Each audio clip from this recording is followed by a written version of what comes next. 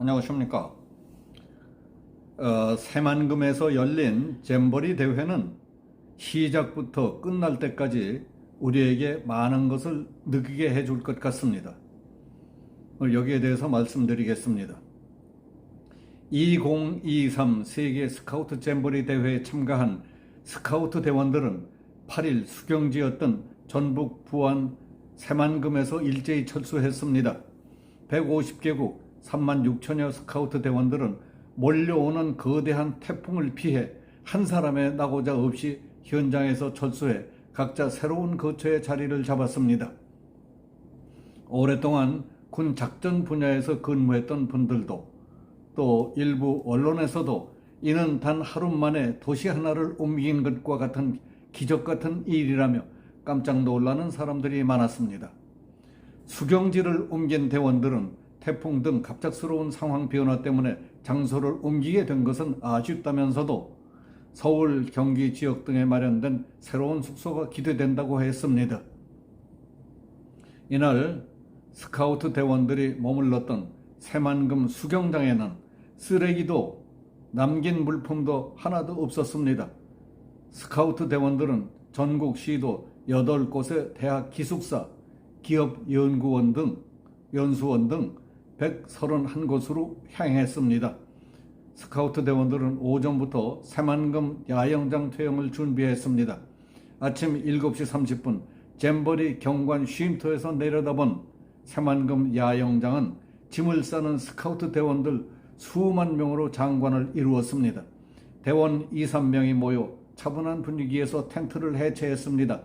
축구장 1200개를 합쳐놓은 규모인 267만 평 규모의 수경지는 텐트가 점점 사라지고 다시 개활지로 변했습니다. 텐트 아래 깔아둔 팔레트를 한데 모으는 장면도 보였습니다. 전망대에서 지켜보던 관광객들과 주민들은 어린 학생들의 일사불란한 모습이 인상 깊다며 박수치며 탄성을 보내기도 했습니다. 대원들은 떠나기 전 잼버리 수경지 내 쓰레기를 바구니와 비닐봉지에 주워 모았습니다. 일부 야영장에서는 대원들이 일렬로 수십 미터씩 늘어서서 자기들이 묵은 야영장 쓰레기를 샅샅이 주고했습니다. 대원들이 떠난 야영장에서는 페트병 한 병, 휴지 조각 하나도 찾아볼 수 없었습니다. 놀라운 일입니다. 울산에서 온 국제운영위원 이준혁 씨는 머문 자리에 흔적을 남기지 않고 사용한 물건은 제자리에 두는 것이 스카우트 규칙이라며 태풍 때문에 어쩔 수 없이 이곳을 떠나지만 스카우트 대원들은 바뀐 환경에서도 잘 적응할 것으로 기대한다고 말했습니다.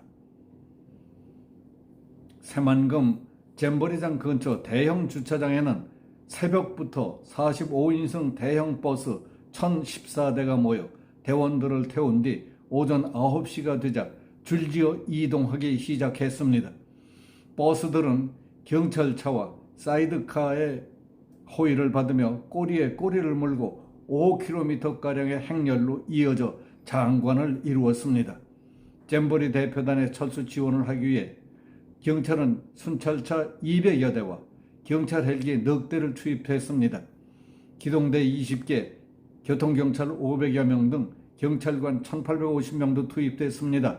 그리고 새만금 행사장에서 서해안고속도로 부안 IC까지 18km 구간을 전용 도로로 운영하고 교통경찰은 순찰차를 타고 대원들이 탄 버스를 에스코트했습니다. 새만금 야영지에서 철수한 150개국 3만 6천여 명의 청소년 스카우트 대원들은 서울, 경기, 인천, 충남, 충북 등 시도 8곳에 마련된 대학과 공공기관, 기업연수원 등 131개 숙소에 짐을 풀었습니다.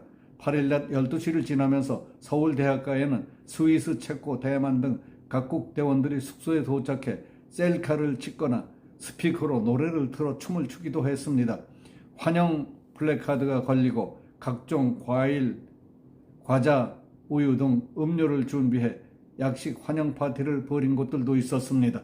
소감을 묻자 태풍 등 상황상 어쩔 수 없이 조기 퇴영한 것이 아쉽기는 하지만 이제는 한국 문화체험이 궁금하고 기대된다는 반응들이었습니다.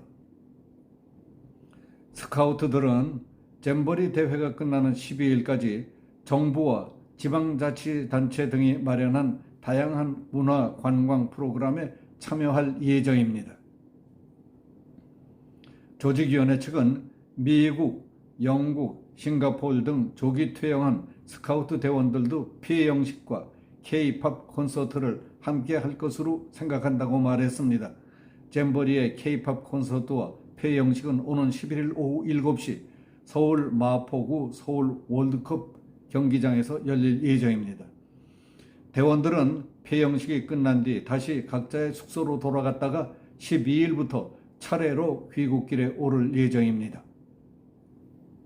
일부 참가 국가가 열악한 환경을 이유로 조기 퇴영하는 등 2023 새만금 잼버리 대회가 부실 준비 논란에 휩싸인 가운데 개최지인 전북 부안군의회 의원들과 공무원들이 해외 크루즈 출장 계획을 확정한 것으로 확인됐습니다. 기막힌 것은 대회가 개막됐는데도 조사 출장 계획을 밀어붙이더니 12일 대회가 끝나는 데에도 출장 계획을 그대로 집행하겠다니 세상에 그런 산수와 그런 예산 집행도 있는 건지 만화 같은 이야기 아닙니까? 부안군은 앞서 공무원들이 잼버리 개최 확정 후 크루즈 거점 기항지 조성을 통한 잼버리 개최지 홍보 등을 명목으로 2차례 크루즈 탑승 출장을 다녀온 사실이 알려져 비판을 받은 바 있었습니다. 9일 전북 부안군의회에 따르면 부안군의회 의원 10명 전체와 공무원 4명은 오는 30일부터 9월 2일까지 3박 4일 동안 싱가포르, 말레이시아로 크루즈 출장을 떠난답니다. 부안군의회는 모두 더불어민주당 소속 의원들로 구성되어 있습니다. 30일 싱가포르에서 크루즈에 탑승한 후 9월 1일 하선하는 일정입니다. 9월 2일엔 싱가포르에서 출국해 인천공항으로 입국한답니다. 맨 이런 사람들이 모여서 무슨 일들을 제대로 했겠습니까? 잼버리 관련 해외 출장은 전라북도를 비롯해서 전북 구안군, 부안군, 새만금 개발청, 여성가족부 등에서 90건 이상 다녀왔는데 이들 가운데 상당수가 외유성 출장이었습니다.